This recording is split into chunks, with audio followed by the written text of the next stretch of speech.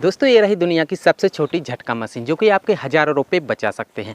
तो दोस्तों अगर आप एक किसान हैं तो इस वीडियो के साथ में लास्ट तक जरूर बने रहना, क्योंकि हर एक किसान के लिए ये छोटी सी मशीन किसी वरदान से कम नहीं है। किसान भाई आप तो जानते हैं कि कुछ जानवर हमारे खेत में रात के टाइम अटैक करते हैं तो कुछ जानवर दिन के टाइम अटैक करते हैं, हमारी फसल में बहुत ज़्यादा नुकसान पहुँचा देते हैं। लेकिन अगर आपने इस मशीन को एक बार खेत में लगा लिया तो जानवर खेत में घुसना तो दूर की बात है, खेत के आसपास भी नहीं मंडराएंगे। और इस मशीन से सिर्फ जानवरों को एक झटका लगेगा, उनकी जान जाने की कोई भी हानि या किसी भी प्रकार की जानवर को इससे हानि पहुंचने वाली नहीं है। इससे सिर्फ एक झटका लगेगा, जानवर खेत से बाहर हो जाएगा और लौट करके उस खेत की तरफ नहीं देखेगा। तो दोस्तों इस वीडियो के साथ में आप लास्ट तक जरूर बने रहें, क्योंकि इस वीडियो में मैंने इसे बिल्कुल सिंपल तरीके से आपको बना करके दिखाया हुआ है और आप भी दोस्तों इसे आसानी से घर पर ही बना सकते हैं कम से कम खर्चे पर। तो देख लेते हैं कि इसे किस तरह से बनाना है और इसे बनाने के लिए हमें कौन कौन सी चीज़ों की ज़रूरत पड़ने वाली है। तो चलते हैं दोस्तों, शुरू करते हैं आज की इस वीडियो को। दोस्तों इस झटका मशीन को बनाने के लिए सबसे पहले हमें चाहिए एक हाई वोल्टेज बूस्टर कन्वर्टर। इसे हाई वोल्टेज जनरेटर भी बोला जाता है। ये 400 केवी यानी कि 4 लाख वोल्ट का बूस्टर कन्वर्टर है और इसके एक साइड में जब हम इनपुट में डीसी सप्लाई 3 वोल्ट से लेकर के 6 वोल्ट की सप्लाई जोड़ेंगे तो ये बूस्ट करके दूसरी साइड से 4 लाख वोल्ट आउटपुट निकालेगा। इसमें 4 वायर रहते हैं। एक साइड आपको रेड और ग्रीन कलर का वायर देखने को मिलेगा। ग्रीन की जगह पर किसी किसी में ब्लैक कलर का वायर रहता है। तो जिस साइड में ये 2 डिफरेंट कलर के वायर रहेंगे यहाँ पर हम डीसी सप्लाई जोड़ेंगे और इसकी दूसरी साइड जहां पर ये 2 रेड कलर के वायर हैं यहां से 4 लाख वोल्ट आउटपुट निकलेगा। तो इसे मैं आपको चला करके दिखाता हूं। इसे चलाने के लिए मैंने यहां पर 3.7 वोल्ट की लिथियम बैटरी ली है। बैटरी के पॉजिटिव पॉइंट को हम इस बूस्टर कन्वर्टर के रेड कलर के वायर के साथ में जोड़ देंगे और जो बैटरी का नेगेटिव पॉइंट है वहां पर हम इस ग्रीन कलर के वायर को जोड़ देंगे। दोस्तों आप इसके स्पार्क को देख सकते हैं, प्लाज्मा क्रिएट कर रहा है। दोस्तों कैमरा भी इसे अच्छे से कैप्चर नहीं कर पा रहा है। एक बहुत ही पावरफुल मॉड्यूल है। तो मैं आपको इसे एक बार फिर से चला करके दिखाता हूँ। तो दोस्तों आप इसके साउंड से ही अंदाजा लगा चुके होंगे कि ये कितना खतरनाक झटका मारेगा। और मैंने आपको वीडियो में पहले ही बता दिया है कि इससे कोई जान वान जाने के किसी भी प्रकार का प्रॉब्लम नहीं रहेगा। ये सिर्फ झटका देगा, चाहे इंसान हो या जानवर हो, उसके सिर्फ एक झटका लगेगा और झटका कितना तगड़ा वाला लगेगा वो आप यहाँ पर अंदाज लगा ही चुके होंगे। दोस्तों इस बूस्टर कन्वर्टर के वोल्टेज भले ही काफ़ी ज़्यादा है लेकिन जो इसके एम्पियर हैं वो ना के बराबर हैं, तो ये सिर्फ झटका ही देगा। अब दोस्तों हमें ज़रूरत पड़ेगी एक पल्स जनरेट करने वाली सर्किट की, क्योंकि इसे हम रेगुलर नहीं चला सकते। जैसा मैंने अभी आपको दिखाया इसी तरह से अगर हम इसे रेगुलर चलाएंगे तो ये 10-15 मिनट में ख़राब हो जाएगा। ये रेगुलर चलाने के लिए बना ही नहीं है।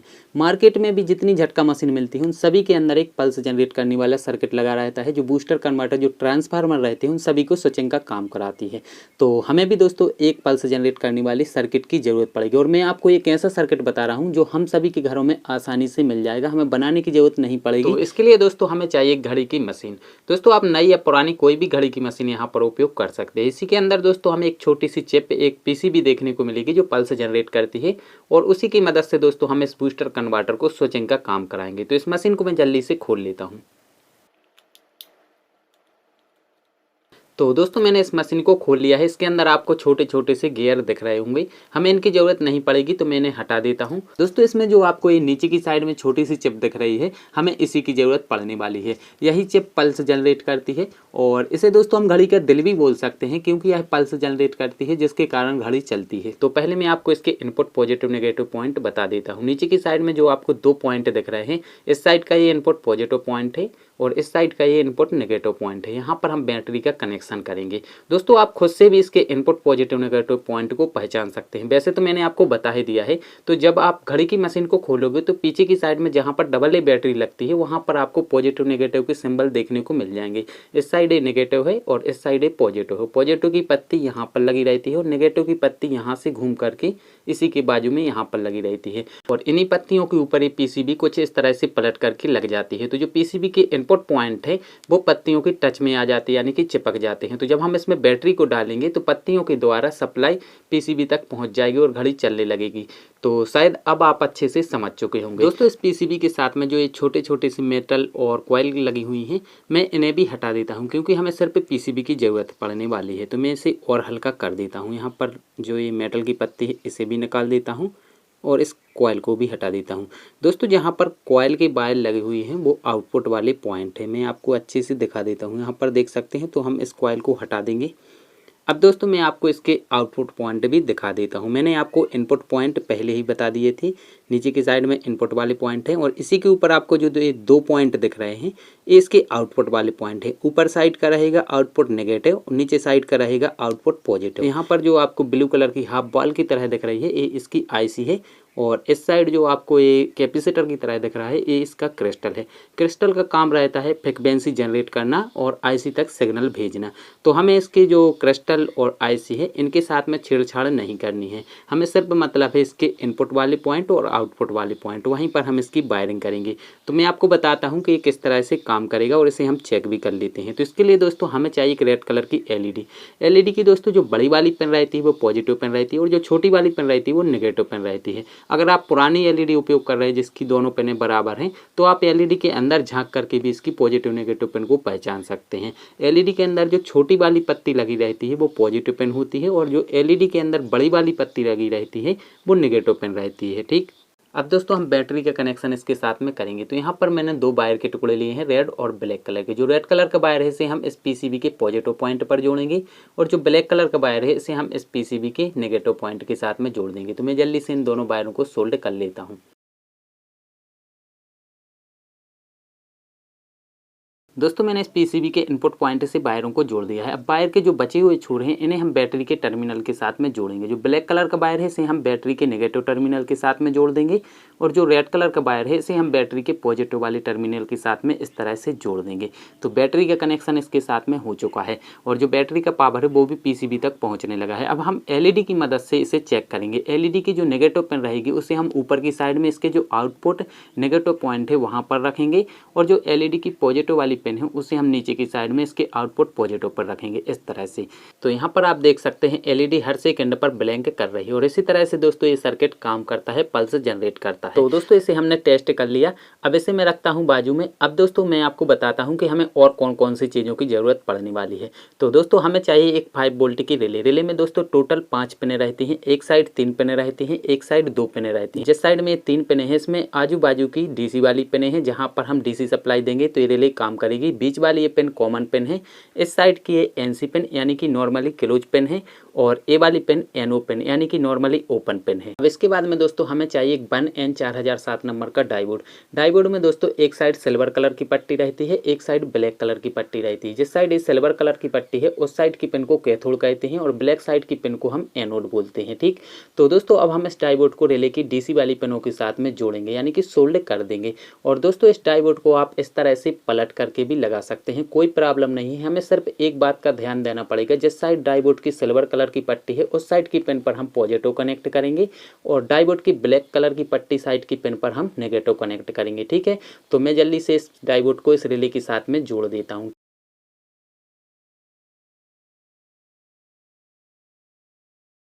दोस्तों मैंने इस डायोड को रिले की डीसी वाली पिनों के साथ में सोल्ड कर दिया है और जो इसकी एक्स्ट्रा पिनें हैं इन्हें मैं जल्दी से काट देता हूँ। अब इसके बाद में दोस्तों हमें चाहिए दो वायर के टुकड़े, रेड और ब्लैक कलर की।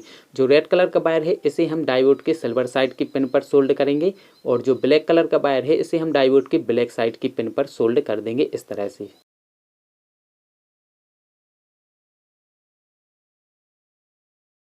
अब इन वायरों के दूसरे छोर को हम इस पीसीबी के आउटपुट वाले पॉइंट पर जोड़ेंगे। जो रेड कलर का वायर है उसे हम नीचे वाले पॉइंट जो इसका आउटपुट पॉजिटिव है यहाँ पर जोड़ देंगे और जो ब्लैक कलर का वायर है इसे हम ऊपर वाले पॉइंट जो इसका आउटपुट नेगेटिव पॉइंट है यहाँ पर इस तरह से जोड़ देंगे। ठीक,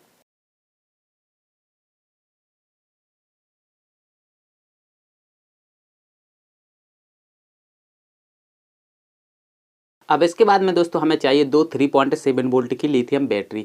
दोस्तों जो हमें झटका मशीन बना रहे हैं एक बैटरी से भी काम करती रहेगी, लेकिन एक बैटरी से इसका बैकअप 6 घंटे का मिलेगा और मुझे बैकअप बढ़ाना है, इसलिए मैंने दो बैटरी यहाँ पर ली है। एक एक बैटरी 2000 mAh की है। तो यहाँ पर हम इन बैटरी को पैरेलल कनेक्शन में जोड़ने वाले हैं। पैरेलल कनेक्शन में बैटरी के एम्पियर जुड़ जाते हैं लेकिन वोल्टेज सेम रहते हैं। तो ये 4000 mAh की बैटरी बन जाएगी, इसका बैकअप 12 घंटे का मिलेगा। और दोस्तों जो पैरेलल कनेक्शन रहता है, हम जितनी भी बैटरी उपयोग कर रहे हैं सभी के पॉजिटिव पॉजिटिव एक साथ जुड़ जाते हैं और नेगेटिव नेगेटिव एक साथ जुड़ जाते हैं इस तरह से। तो यहाँ पर मैं जल्दी से बैटरी को पैरेलल कनेक्शन में जोड़ लेता हूँ।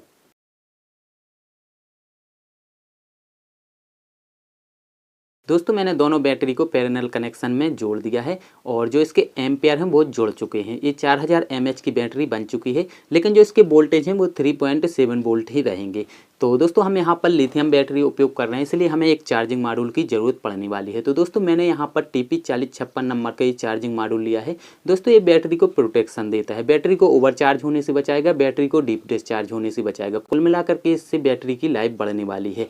तो इसमें दोस्तों सब कुछ लिखा रहता है, जहाँ पर भी प्लस लिखा है यहाँ पर हम बैटरी के रेड कलर के वायर को यानी कि पॉजिटिव वाले वायर को जोड़ देंगे। जहाँ पर भी माइनस लिखा है यहाँ पर हम बैटरी के ब्लैक कलर के वायर को यानी कि बैटरी के नेगेटिव वाले वायर को जोड़ देंगे। ऊपर की साइड में आपको आउट प्लस और नीचे आपको आउट माइनस दिख रहा होगा, जहाँ पर हम आउटपुट वाले वायरों को जोड़ेंगे। तो पहले मैं इसके साथ में बैटरी का कनेक्शन कर देता हूँ।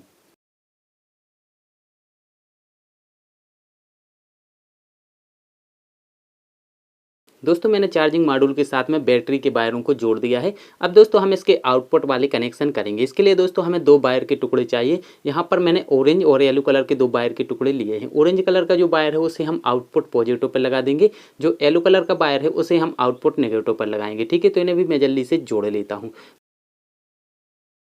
मैंने इसका आउटपुट वाला कनेक्शन भी कर दिया है, यानी कि वायरों को जोड़ दिया है। जो वायर के बचे हुए छोर हैं इन्हें हम घड़ी की पीसीबी के इनपुट पॉजिटिव नेगेटिव के साथ में जोड़ेंगे। मैं आपको दिखाता हूं। जो इनपुट पॉजिटिव है वहां पर हम इस ऑरेंज कलर के वायर को जोड़ देंगे और जो इनपुट नेगेटिव है वहां पर हम इस येलो कलर के वायर को जोड़ देंगे। तो इन्हें भी मैं जल्दी से सोल्ड कर लेता, यानी कि जोड़ लेता हूँ। ठीक,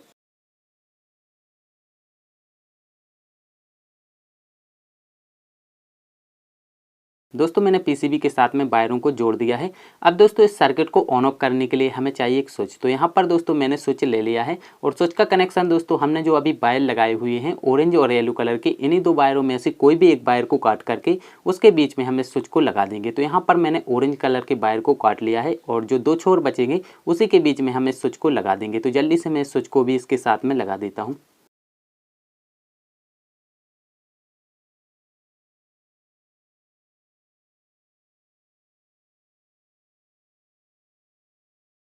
दोस्तों मैंने इस सर्किट के साथ में स्विच का कनेक्शन कर दिया है।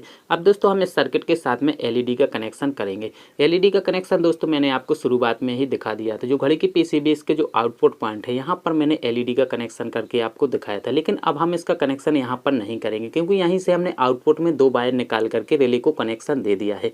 तो अब हम इस एलईडी को रिले के पास में यहाँ पर जोड़ेंगे। बात एक ही है, यहाँ पर जोड़ेंगे तो बेटर रहेगा। ठीक है, अब दोस्तों इसमें एक प्रॉब्लम और आ रही है। पहले मैंने आपको एलईडी का कनेक्शन करके दिखाया था, एलईडी अच्छे से ब्लिंक कर रही थी, लेकिन अब हम यहाँ पर रिले का भी कनेक्शन कर रहे हैं। तो हमें यहाँ पर रिले और एलईडी दोनों को एक साथ ब्लिंक कराना है, यानी कि स्विचिंग कराना है। लेकिन यहाँ पर सिर्फ एलईडी अकेली ही ब्लिंक कर रही है, जबकि हमें एलईडी और रिले दोनों को एक साथ ब्लिंक यानी कि स्विचिंग कराना है। तो इस प्रॉब्लम को सॉल्व करने के लिए हमें जरूरत पड़ेगी 1N4007 नंबर के एक डायोड की। डायोड में जिस साइड में सिल्वर कलर की पट्टी रहती है, इस साइड की पिन को हम एलईडी की पॉजिटिव वाली पिन के साथ में जोड़ देंगे। तो दोस्तों मैंने एलईडी की पॉजिटिव वाली पिन के साथ में डायोड को जोड़ दिया है। अब जो डायोड की बची हुई पिन है इसे हम रिले की जो पॉजिटिव, जहां पर हमने रेड कलर के वायर को जोड़ा है वहां पर जोड़ देंगे, और जो एलईडी की बची हुई पिन है इसे हम नेगेटिव वाली पिन, जहां पर ब्लैक कलर के वायर को जोड़ा है, यहाँ पर जोड़ देंगे इस तरह से। दोस्तों मैंने एलईडी का कनेक्शन इस सर्किट के साथ में कर दिया है। अब मैं इसे चला करके दिखाता हूं। तो मैं स्विच को ऑन करता हूं और यहाँ पर दोस्तों आप देख सकते हैं, आपने रिले का साउंड सुन ही लिया होगा। रिले और एलईडी एक साथ काम कर रही है। तो इसे मैं ऑफ कर देता हूँ। और अब दोस्तों हम बूस्टर कन्वर्टर का कनेक्शन इस सर्किट के साथ में करेंगे, लेकिन इससे पहले हमें चाहिए एक छोटे से वायर का टुकड़ा। यहाँ पर मैंने रेड कलर के वायर का टुकड़ा लिया है और इस वायर को दोस्तों हम रिले की कॉमन वाली पिन के साथ में जोड़ेंगे। जो रिले की बीच वाली पिन रहती है कॉमन पिन, उसके साथ में इस तरह से जोड़ देंगे। और जो इसका दूसरा छोर है इसे हम घड़ी की पीसीबी की इनपुट पॉजिटिव वाले पॉइंट, जहाँ पर हमने ऑरेंज कलर का ही वायर जोड़ा है, यहाँ पर जोड़ देंगे। या यहाँ पर नहीं जोड़ना है तो यहाँ से लेकर के जो स्विच का आउटपुट वाला पॉइंट है यहाँ पर भी आप जोड़ सकते हैं। ठीक है, तो इसे मैं जल्दी से जोड़ देता हूँ। तो दोस्तों मैंने इस वायर के टुकड़े को जोड़ दिया है, मैं आपको नज़दीक से दिखा देता हूँ। अब दोस्तों हम इस बूस्टर कन्वर्टर का कनेक्शन इस सर्किट के साथ में करेंगे। इसका जो इनपुट रेड कलर का वायर है इसे हम रिले की एनो पिन के साथ में जोड़ देंगे यहाँ पर।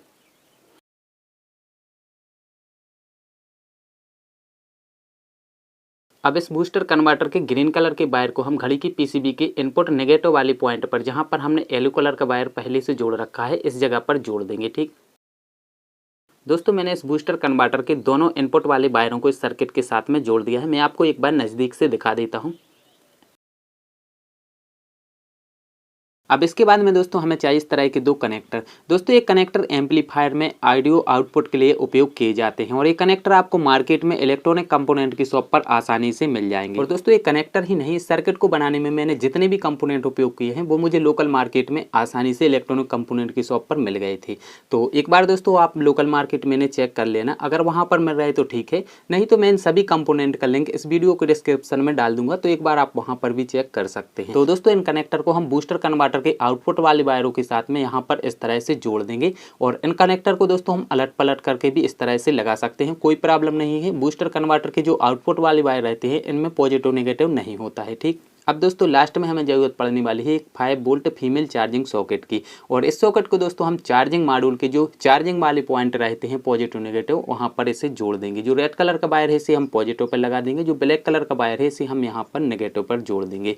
दोस्तों इस चार्जिंग मॉड्यूल में पहले से ही फीमेल सॉकेट लगा हुआ है, लेकिन हम यहाँ पर ये अलग से फीमेल सॉकेट उपयोग कर रहे हैं। इसे हम बॉक्स के बाहर की साइड में कस देंगे, यानी कि लगा देंगे, जिससे चार्ज करने में जो चार्जिंग केबल रहती है उसे लगाने में निकालने में कोई भी प्रॉब्लम नहीं होगी, ठीक है। तो फाइनली दोस्तों ये सर्किट बन करके कंप्लीट हो गया है, सिर्फ हमें इसे बॉक्स के अंदर पैक करना है। तो पहले मैं आपको इसका सर्किट डायग्राम दिखा देता हूं। दोस्तों ये रहा इसका सर्किट डायग्राम, जिसे देख करके आप इस सर्किट को आसानी से बना सकते हैं। वैसे तो दोस्तों मैंने वीडियो में हर एक पॉइंट, हर एक वायर को बारीकी से समझाया हुआ है, लेकिन फिर भी अगर आपको कहीं पर प्रॉब्लम आ रही है तो आप इस सर्किट डायग्राम को देख करके सर्किट को आसानी से बना सकते हैं। और दोस्तों मेरा कमेंट बॉक्स भी आप सभी के लिए हमेशा खाली रहता है, तो आपको इस सर्किट बनाने में कोई भी प्रॉब्लम आए तो आप मुझे कमेंट कर सकते हैं, मैं उसकी रिप्लाई जरूर दूंगा, ठीक। अब दोस्तों बॉक्स बनाने के लिए मैं यहाँ पर पीवीसी पाइप सीट के टुकड़ों का उपयोग कर रहा हूँ। दोस्तों मैंने पीवीसी पाइप सीट को गैस पर गर्म करके उसे फ्लैट करके इस तरह से छोटे छोटे 6 टुकड़े काट लिए। इसमें जो ये 2 टुकड़े हैं ये 9 बाई 8 सेंटीमीटर के हैं, और जो ये बीच वाले 2 टुकड़े हैं ये 9 बाई 4 सेंटीमीटर के हैं,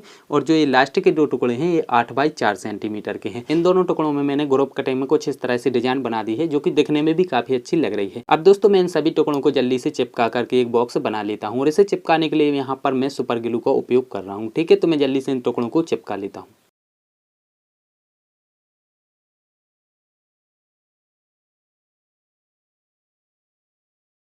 तो दोस्तों मैंने सीटों को चिपका करके इस तरह से बॉक्स बना लिया है। अब दोस्तों हम इन कनेक्टरों को इसके कोई भी साइड में लगा देंगे। तो यहाँ पर मैं आयरन की मदद से इसमें छेद डाल रहा हूँ, यानी कि छेद कर रहा हूँ। और दोस्तों जो छेद का अंतर है वो लगभग 2 इंच रखेंगे। अगर 2 इंच से कम रहेगा तो इन कनेक्टरों के बीच में स्पार्क होगा और वोल्टेज ड्रॉप होंगे, तो हमें 2 इंच से ज़्यादा ही रखना। तो यहाँ पर मैंने कनेक्टर की माप के हिसाब से छेद करके इसमें कनेक्टर लगा दिए हैं। अब दोस्तों इस बॉक्स में आगे की साइड में हम चार्जिंग सॉकेट, स्विच और एलईडी के लिए ग्रुप कटिंग करेंगे। तो मैं जल्दी से कटिंग कर देता हूँ। दोस्तों मैंने कटिंग कर दी है। एक साइड में हम इस स्विच को लगा देंगे और दूसरी साइड में हम इस चार्जिंग सॉकेट को लगाएंगे, ठीक है। दोस्तों अब मैं इस सर्किट को इस बॉक्स के अंदर पैक कर देता हूँ। यहाँ पर जो बूस्टर कन्वर्टर के आउटपुट वाले वायर हैं इन्हें हम कनेक्टर के साथ में जोड़ देंगे। और मैं आपको फिर से बताना चाह रहा हूँ, इन वायरों को दोस्तों हम अलट पलट करके भी जोड़ सकते हैं, इनमें पॉजिटिव नेगेटिव नहीं रहता है। दोस्तों मैंने बॉक्स के अंदर सर्किट को लगा दिया है, और यहाँ पर दोस्तों मैंने डबल साइड टेप का उपयोग करके सभी कंपोनेंट को अच्छे से चिपका दिया है। और आप यहाँ पर देख सकते हैं जो बूस्टर कन्वर्टर के आउटपुट वाले वायर हैं इनके साथ में मैंने फाइबर स्लिप का उपयोग किया हुआ है, और वायरों के बीच में मैंने थोड़ा सा यहाँ पर अंतर रखा हुआ है। अंतर रखना बहुत जरूरी है। अगर ये वायर एक दूसरे के ऊपर यानी कि एक दूसरे के टच में रहेंगे तो यहाँ पर स्पार्क होगा, जिस कारण से वोल्टेज ड्रॉप होंगे, ये मशीन अच्छे से काम नहीं करेगी। तो दोस्तों जो ये कनेक्टर है इनके ऊपर भी मैं टेप को चिपका देता हूँ। अभी आपको सिर्फ दिखाने के लिए, बताने के लिए मैंने इन्हें ओपन रखा हुआ था, तो इसके ऊपर मैं टेप चिपका करके इन्हें कवर कर देता हूं। अगर आपके पास में ग्लू गन है तो आप ग्लू गन का उपयोग करके इन कनेक्टरों को कवर कर सकते हैं, ठीक। दोस्तों ये झटका मशीन बन करके कंप्लीट हो गई है। तो दोस्तों मैं आपको इसे एक बार ओपन में ही चेक करके दिखाता हूँ। इसके जो ये कनेक्टर हैं इन्हें मैं थोड़ा सा खोल लेता हूँ, यानी कि इसकी चूड़ी को खोल लेता हूँ, और अब मैं करता हूँ स्विच को ऑन। तो दोस्तों आप इसकी एलईडी को देख सकते हैं, जो पल्स वाली एलईडी है वो इसी तरह से हर सेकंड पर ब्लिंक करेगी। दोस्तों इसे चेक करने के लिए मैंने टेस्टर लिया है। टेस्टर को जब हम दोनों टर्मिनल के बीच में लाएंगे तो इसमें से स्पार्क निकलेगा इस तरह से। मैं आपको और नज़दीक से दिखाता हूँ। तो दोस्तों इसी तरह से हर सेकंड पर ये स्पार्क जनरेट करता है, और मशीन भी कुछ इस तरह से हर सेकंड की पल्स के हिसाब से काम करती है। तो इसे मैं ऑफ कर देता हूं। तो दोस्तों अब मैं इसकी ऊपर वाली सीट को भी लगा देता हूं। दोस्तों इसकी ऊपर वाली सीट को मैं स्क्रू की मदद से कसने वाला हूं। अगर आगे चल करके इसमें कोई भी प्रॉब्लम आएगी तो हम ऊपर वाली सीट को खोल करके इसे आसानी से रिपेयर कर सकते हैं। तो यहाँ पर देख सकते हैं मैंने बॉक्स के चारों साइड में छोटे छोटे से पीवीसी सीट के टुकड़ों को चिपका करके उनमें छेद कर दिए हैं। और आप इस सीट के चारों कोनों पर भी देख सकते हैं मैंने छोटे छोटे से छेद किए हैं स्क्रू के माप के हिसाब से। तो यहाँ पर मैंने छोटे वाले 4 स्क्रू ले लिए हैं। तो जल्दी से मैं इस सीट को स्क्रू की मदद से टाइट कस देता हूँ।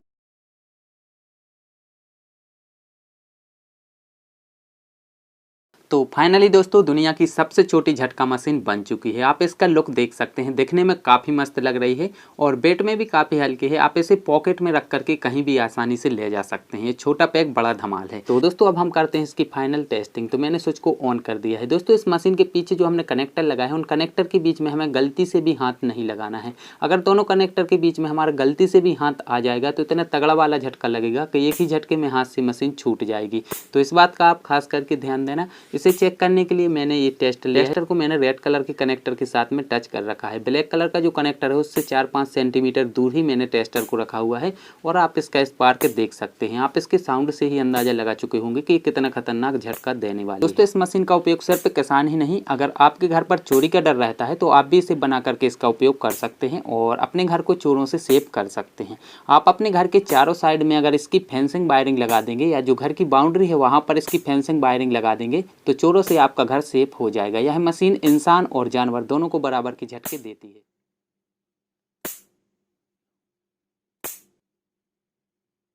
दोस्तों आप इस टेस्टर की लाइट को देख सकते हैं, पल्स के साथ में फुल ब्राइटली जल रहा है। तो दोस्तों मैंने इस मशीन की फुल टेस्टिंग आपको दिखा दी, जो इसकी आउटपुट पावर टेस्टिंग है उससे दिखा दिया है। अब दोस्तों मैं आपको इसे चार्ज करके दिखाता हूं। तो इसके लिए दोस्तों हमें चाहिए 5 वोल्ट का मोबाइल चार्जर। तो यहाँ पर मैंने एक मोबाइल चार्जर ले लिया है। तो इसे मैं कनेक्ट करता हूँ AC बोर्ड के साथ में और इस पिन को हम लगा देंगे इसकी फीमेल चार्जिंग सॉकेट के साथ में इस तरह से। तो दोस्तों आप देख सकते हैं मशीन के अंदर आपको एक रेड कलर की LED दिख रही होगी। इसका मतलब है जो हमने यहाँ पर बैटरी उपयोग की है बैटरी चार्ज हो रही है और जब एक बार बैटरी फुल चार्ज हो जाएंगी तो इसमें ब्लू कलर की LED ऑन हो जाएगी। इसमें जो हमने बैटरी लगाई है वो लगभग 2 से ढाई घंटे में फुल चार्ज हो जाती है और एक बार जब बैटरी चार्ज हो जाएगी तो लगभग 12 से 13 घंटे तक का इसका बैकअप मिल जाएगा। तो दोस्तों अब मैं यकीन के साथ में कह सकता हूँ अगर आपने इस वीडियो को बिना स्किप किए हुए पूरा देखा है तो आप इस झटका मशीन को आसानी से घर पर बना सकते हैं कम से कम खर्चे पर। खर्चे की बात करूँ तो इसे बनाने में मुझे 600 रुपये का खर्चा आया है। तो दोस्तों वीडियो हो चुकी है काफ़ी लंबी, वीडियो को करते हैं यहीं पर समाप्त। नेक्स्ट वीडियो में दोस्तों हम जानेंगे कि इस मशीन को कैसे हमें खेत पर इंस्टॉल करना है, यानी कि इसकी इंस्टॉलेशन किस तरीके से करनी है, किस तरह से इसकी फेंसिंग वायरिंग करनी है, किस तरह से हम इसकी प्रॉपर अर्थिंग करेंगे और यह मशीन कितना एरिया कवर कर सकती है, यानी कि इसकी सीमा कितनी दूर तक की है, सब कुछ दोस्तों हम नेक्स्ट वीडियो में जानेंगे। तो दोस्तों आप नेक्स्ट वीडियो जरूर ही देखना, क्योंकि अगर आप इस मशीन को अच्छे से इंस्टॉल नहीं कर पाते हैं तो इसके रिजल्ट आपको अच्छे से देखने को नहीं मिलेगी, यानी कि यह मशीन अच्छे से काम नहीं करेगी।